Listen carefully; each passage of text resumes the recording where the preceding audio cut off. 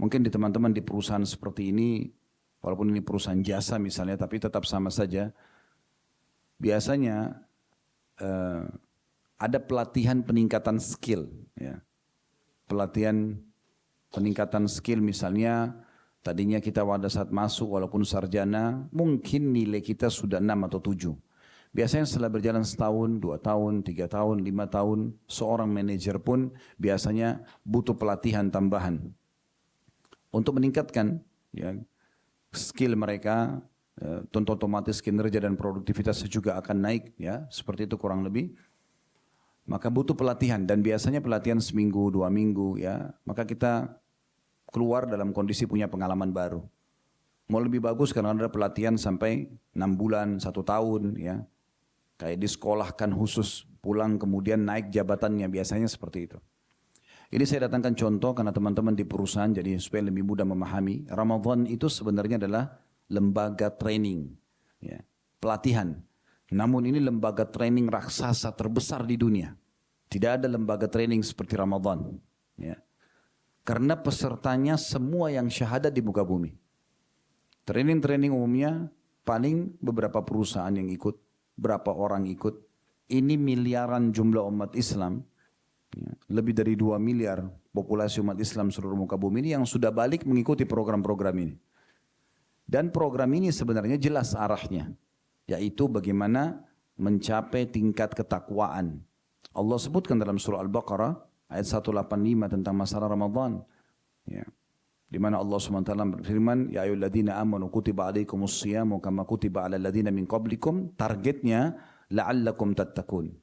Hai orang-orang beriman, telah dibuatkan program-program untuk kalian di bulan Ramadan ini, sebagaimana dibuatkan untuk orang-orang sebelum kalian.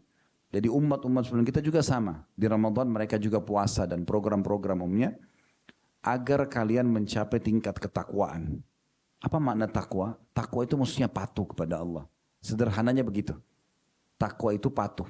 Jadi apa yang Allah perintahkan, kerjakan. Wajib atau sunnah. Apa yang Allah larang, haram atau makruh ditinggalkan. Nah itu takwa. Dan tingkat takwa ini makin bagus kita dalam menerima dan mengaplikasikan perintah Allah, wajib ataupun sunnah, dan juga jauh sekali dalam melanggar larangan-larangan agama yang haram juga yang makruh, ya makruh pun tidak dikerjakan, maka makin tinggi level ketakwaannya.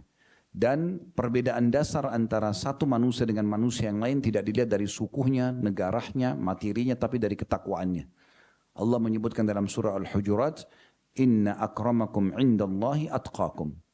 Orang yang paling mulia di sisi Allah adalah orang yang paling bertakwa. Siapa di antara kita teman-teman tidak kenal Bilal, seorang budak berkulit hitam? Kalau bukan karena Islam, beliau tidak akan dikenal.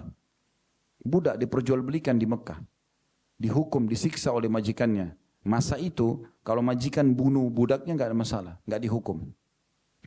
Tidak ada nilainya manusia di masa itu kalau sudah masuk dalam perbudakan. Tapi begitu Islam datang memuliakan Bilal. Bilal menikah dengan seorang wanita Quraisy. Setelah masuk Islam tidak ada bedanya antara dia yang berkulit hitam dengan turunan Arab asli seperti Khalid bin Walid, ya, dan yang lain-lainnya, Abu Bakar, Umar, Uthman, yang lain-lainnya. Yang jelas mungkin mereka berkulit putih, mereka mungkin berwajah tampan, tapi tidak ada bedanya. Dan Allah subhanahu wa ta'ala memuliakan Bilal yang berkulit hitam yang tadinya budak menjadi muadzin Nabi SAW. Dan perlu teman-teman tahu, kalau kita lagi sholat berjamaah, kita dapat pahala masing-masing. Imam panen pahala makmumnya, karena dia mengimami. Muadzin panen pahala semua yang hadir. Makanya kata Nabi SAW, orang muadzin itu orang yang paling tinggi lehernya hari kiamat, maksudnya paling dikenal. Karena banyaknya pahala yang dia bisa dapatkan. Allah muliakan Bilal radhiyallahu anhu. Pembebasan kota Mekah, dia naik ke atas Ka'bah lalu azan di sana. Maka tokoh-tokoh Quraisy masih terbawa dengan perasaan rasis mereka, gitu kan. Menganggap orang Arab lebih baik daripada orang lain. Akhirnya dia mengatakan, ya, kalau seandainya fulan dan fulan melihat budak ini naik ke atas Ka'bah, mungkin mereka akan marah. Tapi tidak dipedulikan oleh Nabi SAW. Tidak ada lagi bedanya setelah Islam, mau dari suku mana, mau keturunan mana. Salat mengajarkan kita itu. Kita kalau masuk dalam saf salat, mau orang miskin, mau orang kaya, mau atasan, mau bawahan, kalau masuk dalam saf sama semua. Sama semua berdirinya, sama juga tutup auratnya, sama bacaannya, sama semuanya sampai salam, sama juga yang membatalkannya. Nah itu standarisasi begitu dalam Islam.